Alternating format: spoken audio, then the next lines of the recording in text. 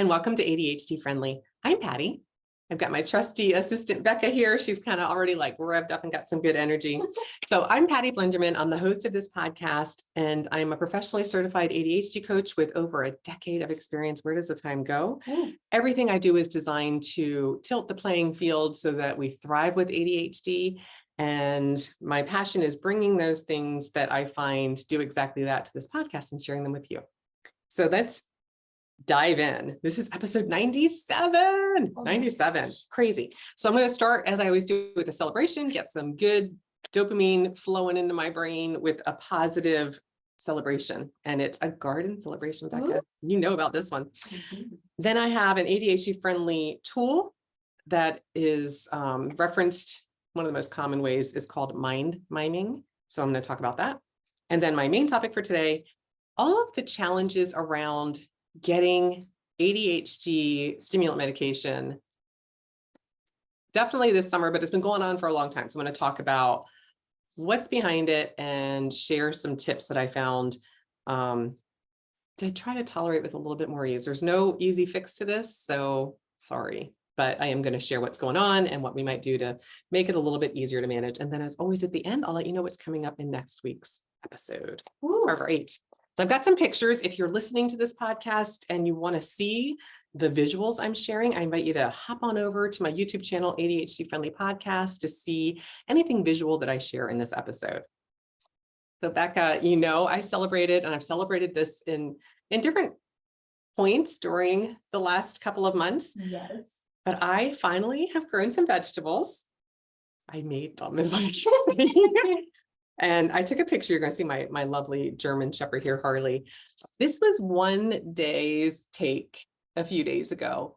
I had, I think, 7 cucumbers, a tomato. I had some little baby tomatoes that didn't make it into that picture, little cherry tomatoes. I, for the first time in the history of me growing vegetables, have grown edible vegetables. So I'm just so excited. And Becca, I didn't tell you this. I went to an event at the library, one of my social connection goals that were able to be checked off for this month. And there was a person there who's really into gardening and is a cook and apparently, you know, gardens frequently. I garden frequently, but don't succeed. So my 15 years experience has really just, you know, resulted in some vegetables this year. But she said she hasn't had a single cucumber come out of her, and she has like 6 cucumber plants and I only have 1. So I don't know what's going on with my little magical cucumber plant, but it did help me to think, okay, maybe I don't go with my plan next year of only planting 1 plant, because I have more cucumbers than I know what to do with. So I'm sharing one more picture of me holding up like they're huge. Or I'm like, what do I do with them? And because it took 15 years to produce an edible vegetable, that now that I have an abundance, I'm like, what do I do with them? I can't let them go to waste. No. And so luckily Becca's taken a few. Yes, I have.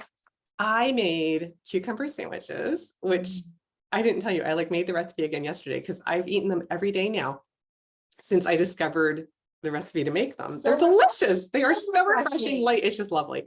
But then I did something I never thought I would ever do. I made sweet and sour pickles. Patty, I tried them. Were they good? Delicious. I gave one of the jars to Becca. Really? Yeah, I have them every day. I don't even like them. Just out of the can, like just with fork. Oh, so good. Makes me so happy. Yes. Oh my gosh. Delicious. Okay. my gardening is feeding us.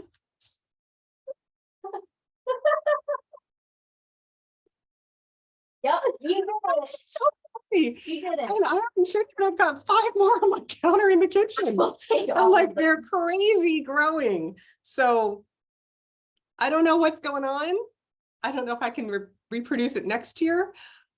I'm just so excited that I finally produced vegetables that I can eat. Good. I'm so happy. So that's my celebration. Oh my gosh, Becca, I can feel my brain just firing on all cylinders right now. That was some good celebrating there.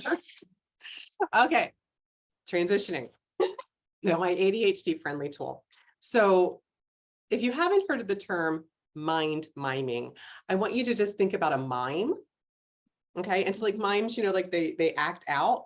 A mind-mime is basically making a movie in your mind, playing out what you're wanting to do. So it's like envisioning yourself following through with, Mhm. okay, if I'm trying to,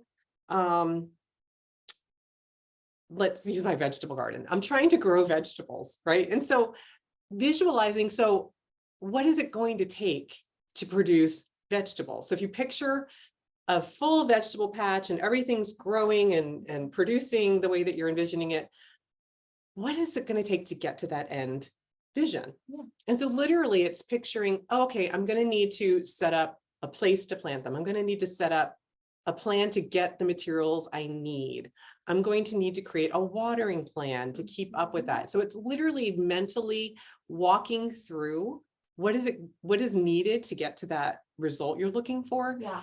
And it's almost like a dress rehearsal. It lets Right. you kind of walk through and see, that's a lot. Do I want to do that? Or, oh, wow, okay, let me write this down. This is a lot of steps. Let me Mhm. capture what I'm thinking I'm going to need to do. Interesting. So it's mind miming is a type of non-verbal working memory. And it's really future working memory because you're envisioning what you're going to need. So you're thinking about it in your head, you're capturing those pieces in your brain. And then, I'm always encouraging, don't keep it in your head. You want to get it out and capture it. So I love a trial run. I love a way to, I do this sometimes, and I've talked about this before, but I haven't used this phrase, where I thought about an event I wanted to go to that was a social event, and it was through ICF, which is the International Coach Federation that I'm a member of. And I thought, okay, where's it going to be held? And I literally pictured myself trying to navigate parking, trying to navigate like walking into the venue. And is it going to be crowded? Is it going to be loud? And picturing what I need to do to tolerate that. Or in this case, seeing that wasn't a situation I wanted to set myself up for because it was going to be too taxing. Sure. So we can do this with anything that we're trying to get checked off or succeed or, make a plan. Applying for a new job, quitting your job, having a difficult conversation, kind of picturing, where would I want to do this? What environment would that support me to do it in? So it's just mind miming through a practice run. And then you can go back and tap back into, what will I need to do to remember this? What do I want to write down? How do I want to navigate this plan? This actually came out of the book that I just recommended to you, Becca, Cassandra in Reverse, because it was a Reese's book club book pick. I finished it in 2 days. I just loved it. But the reason I connected to this was because she does a little bit of time travel, and she kind of like backs up time a little bit to replay different scenarios, and almost like she gets like a do-over, like a mulligan. Yeah. And I thought of it as that mind miming, where if you play it out, we can do that ourselves. We don't need to be able to manipulate time. We can just play the movie in your mind, do a little dress rehearsal with the mind mime, and then maybe you come up with a plan B. You're like, oh, that's not it. Maybe I'll, not sure if it doesn't go this way, what else could happen? And you can kind of run multiple scenarios. So it just gives you a chance to play it out. So some questions to ask yourself if you want to try this out are, what will it look like when I'm done? What steps are needed to achieve this? How will I feel? Right. So kind of like that positive intention is going to pull you into it. If you can visualize like, I'm seeing my room all cleaned up. How's that going to feel when I walk in? My bed's made and all the laundry's picked up. And, how does that feel for you? And then what steps is it going to take to get there? So that's my little ADHD friendly tool for this week. Reminding that. if you give it a try, I'd love to hear. Always want to hear what works for you, what doesn't work. Take what works, leave the rest behind. But if you do try this, I'd love to hear about it. Post in the comments for episode 97. Yes. I always forget that episode number once I move past it. All right, into the topic for today. Now, guys, I've got a bunch of notes here. So if you are watching this, you're going to see me looking down a bit because I quoted a few different resources, and I want to make sure I am doing that as accurately as possible. So today we're talking about our main topic, which is ADHD prescription challenges related to stimulant medication. So there's been a shortage of stimulant medications going back to, my research shows it was first identified back in October of 2022. So we're actually coming up on almost a year since this started. Pharmacies around the country have been unable to fill prescriptions. Sometimes they might give you a partial prescription. We find that really taxing because then you got to remember to go back and get the rest of it. It's another trip. It's more of that effort that we need. There's a lot of regulations controlling stimulant medications because it's a controlled substance. You can only get a 30-day supply at a time in most places. I know some states you're able to get up to 90 days, but for most places you can only get a 30-day supply. It's very tightly regulated on how soon before that 30-day subscription or prescription, you run out of it before you can renew it. So because of this shortage, I've heard this across the board. Like, I don't know if there's anybody that I work with that hasn't been impacted that takes a stimulant medication. You could end up with multiple days without any medication, where if you're a student going to school, it can really be challenging because you're more likely to forget things, less able to focus, might have more behavioral challenges because you're acting more impulsive.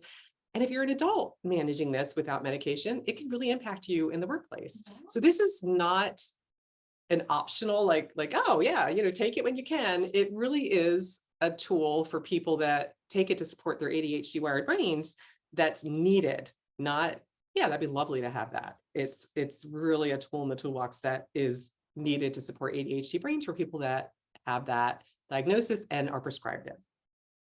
So according to Shire PLC, in 2015, they said that 53% of the 63 million prescriptions written for ADHD medications were for adults. That shocked me. So more than half of prescriptions this was back in 2015, were for adults. That really did take me by surprise. I hadn't heard that statistic before. The Centers for Disease, for the CDC control, said that there's more than a 10% increase in prescriptions for ADHD just from 2020 to 2021. And that is really at the heart of a big piece of why this is such a problem right now. So here's where I'm going to share a little bit of data from my research. So this is from a PBS NewsHour article called "A Perfect Storm Led to an ADHD Medication Shortage." This came out on July 18th, 2023, if you want to look it up. They said that the pandemic led more people to seek treatment for mental health challenges, including ADHD. And Dr. Megan Schott was quoted as saying, the Adderall shortage resulted in doctors prescribing alternatives. And I have heard this from, again, lots of my clients, because Adderall was kind of the prescription drug that was mainly impacted in the beginning. So many people switched to other prescriptions in order to have a medication on hand, even if it wasn't working as well. It was better than nothing. That other stimulant prescriptions are now in shortage. So I'm like wanting to say it's a S show. Like it's a mess. I haven't sworn yet on the podcast, and I'm trying not to, because you have to click a different button when you're scheduling the podcast. I'm like, yeah, YouTube makes you say, is there anything in here that isn't appropriate? But it is a mess. That's so interesting with the pandemic, though. Well, yeah, people were finding out that they and it was multiple reasons. I read multiple articles on this, and they talked about how people had more time to actually address it. Regulations were loosened, so people could go online and meet virtually with the doctor instead of having to go in person. And that doctor could also prescribe medication. So it was much easier to get that kind of checked off. And the thing that also is something to keep in mind is that with patients switching to different prescriptions to manage their ADHD, often the brand name might be in stock, but it's not always covered by prescription coverage with insurance, even if your generic isn't available. Sometimes if the generic isn't available, the prescriber will cover it because you don't have access. It's not like you have a choice. But some of them don't even cover it, even if it isn't available. So it's really challenging, because you have to then do that dive and see, what is my coverage going to allow me to do if I can't get my medication? So it's really challenging. So Dr. Michael Ganio in the same article said, it's a monthly challenge for pharmacists and pharmacy technicians because they are constantly fielding phone calls and looking for a product. I didn't think a lot about that. So I'm sharing that perspective because I have to say, just, the challenge of going to the pharmacy and not having it, I didn't step back and ever think what this must be like for them. Because people are asking them to find another pharmacy that is covering it. So now they're on the phone, they're looking to see, is there another pharmacy in the area that covers it, that they can, say, hold that, I'm sending them to you. And it's a lot more time for them. And I'm sure they have a lot more patients that are trying to get medications filled and not able to get it, that are really frustrated. And it's totally not their fault. No, sometimes it might be, maybe they didn't order it, but most of the time it's right now due to the shortage. So the Department of Justice says that ADHD stimulant medications are tightly controlled because they contain controlled substances that, quote, have a high potential for abuse. So the important thing to know about this is it's not like they can just go make more. There are rules about how much they can make. And so it's not as simple as just going and asking the drug makers to produce more. The drug makers have to get approval from the DEA to increase their quota on a quarterly basis. They're basically behind by a quarter all the time. And Dr. Surman says, and this is another quote, he said, "I would consider ADHD medication life-sustaining on average across the population of people with ADHD. In the adult world, medication will stop you from getting in car accidents, and medication allows adults to focus and function throughout the day. And for kids struggling with ADHD, it is something they need." So again, this is really impactful, really getting in the way for people that do have medication as one of the support tools to manage their ADHD. So talked a lot about the challenges. What can we do about it? What are the strategies that can work?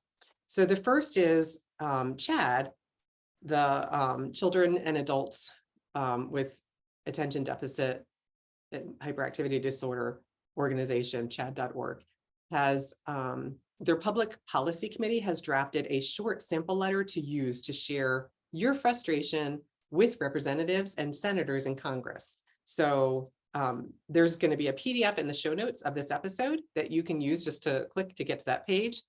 It's just a form letter that you can cut and put into an email and send to your representatives. So if you want to share your frustration so that people that have the ability to put change in place to better support this going forward, that's an actual action you can take instead of just being frustrated. Sometimes that can just feel like, okay, I'm doing something. Another strategy is call your insurance company and get approval for the brand name. So if you are having a difficult time getting this prescription and you're switching, get approval for the brand name before you get it filled so that you already have that pre-approval, so you know whether or not it's going to be covered, and you don't go and kind of have that frustrating, now I've got a prescription I can't actually get because it's hundreds of dollars for a month. It's crazy. Right. Another option is talk to your doctor about some strategies that they recommend during this period where there is a shortage and you might have difficulty in getting your medication consistently so that you don't have a period of time without it. They might recommend a different medication. They might work with you to come up with a schedule for medication holidays so that you have a little bit built up in case you do have that window of time that you can't get your medication filled. So maybe, talking to them about what it would be like to take one day off on a weekend or something, or the weekend off. So you have a little bit built up. So you're making sure you have it on the days you need it. But always talk to your doctor about making any medication changes on your own. Another thing that I highly recommend is setting this is just a personal recommendation, set a reminder for when you're due to refill. Put it a few days in advance so that you have a chance to request it as soon as that window allows you to request it. And it just puts you in a better position instead of like requesting it the day that you're down to your last pill. And then you're like, oh, now there's like a 3 to 5 day delay in getting it filled. So I always say, set a little reminder in your calendar to request it as soon as you can. Smart. And then AdditudeMagazine.com, AdditudeMag.com is the website. They had a really interesting suggestion that I'm sharing here because I've never heard it before.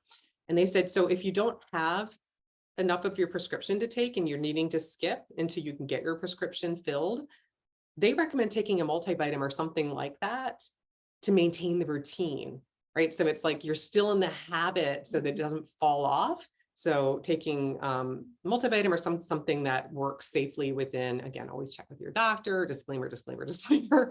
But I just love the idea of keeping that habit going so it doesn't fall off. And now you get the prescription filled and you're forgetting to take it because you fell off your routine. And then another recommendation I saw in my research was to explore natural treatment options. So if you can't fill it for a period of time, explore what you can do naturally to support your brain to be a little bit more able to focus and work for you.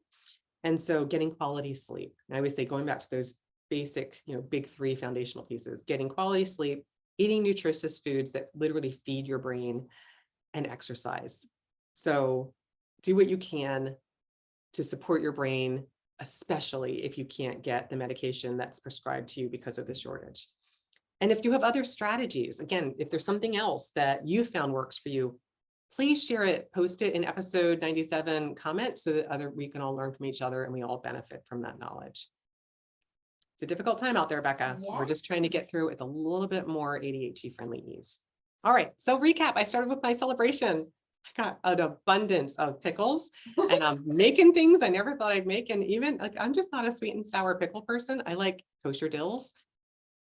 I'm loving these. I That's have them so every good. day and I'm just kind of surprised. I don't know if it's because I made them It because my might be. husband's always loved them and I made them for him. I did not think I was going to like them, but I had to try them because I made them. Of course. And I'm like, do I like these or do I just like mine? I don't know, but I'm enjoying them. And then I shared the ADHD friendly tool for this episode, and that's mind miming. So again, that movie in the mind, kind of playing out, visualizing yourself to get to the place, the goal that you're trying to achieve, visualize yourself and the steps it takes to get there. And then topic today, ADHD friendly medication, or not ADHD friendly medication challenges. No, ADHD prescription challenges. And I shared what's going on, what's creating it, a little bit of the research, but also some strategies I found in that research to help to just tolerate it with a little bit more ease. And just sometimes find Alexa so helpful. She's now telling me that she's researched something. Did I ask? No. I don't know. I don't know if we can edit that out or not, Becca. It might be funny to leave in. I don't know, but they're always listening. Okay. And next week, what's coming up, I'm going to talk about health toleration. So we talked about a little bit about tolerating medication shortages today, even though I didn't use it in that framing. But I thought it kind of lends itself to maybe there's some things you're tolerating with your health. And maybe it's a good time to come up with a strategy to support that. So it's not something that's draining your energy as much because you're tolerating it. All right, that's it for this episode of ADHD Friendly. Remember, as always, take what works for you, leave the rest behind. If you haven't subscribed, love to have you join us. You'll get little reminders every episode when it's dropped, which comes out every Friday. So you won't forget to check it out and get a little bit more in your ADHD friendly tool belt to support your brain. If you haven't started your own owner's manual, I invite you check out ADHDfriendly.com for lots of resources. And if you're interested in joining ADHD Friendly, I have a membership platform, very reasonably priced to make it very accessible. Lots of tools, lots of live sessions to choose from each month. So again, ADHDfriendly.com to check out all the resources offered from ADHD Friendly. Until next time, tally ho.